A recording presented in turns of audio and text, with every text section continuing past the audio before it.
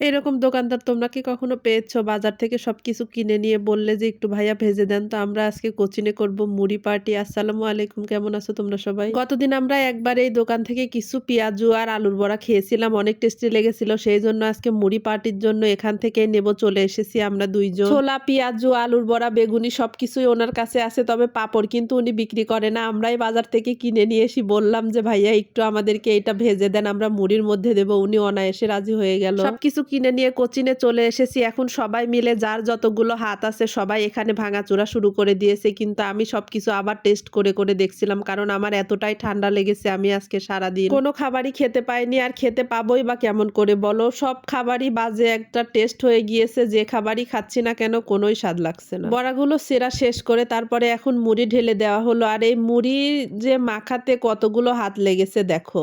আজকের মুড়িটা বেশি টেস্ট হয়েছিল আরো কেন জানো? ৪-৫ টা হাত লেগে এখানে মুড়ি মাখানো হয়েছে আর কারোরই হাত ধোয়া ছিল না। এইজন্যে মুড়ির টেস্টটা হয়তো আরো ভালো এসেছে। ফাইনালি আমাদের মুড়ি মাখাটা ডান। আসলে বাসায় বসে একা মেখে খাওয়ার চেয়ে সবাই মিলে যেমনই টেস্ট হোক না কেন এই যে আনন্দ সহকারে খাচ্ছি এইটাই কিন্তু অনেক আলহামদুলিল্লাহ।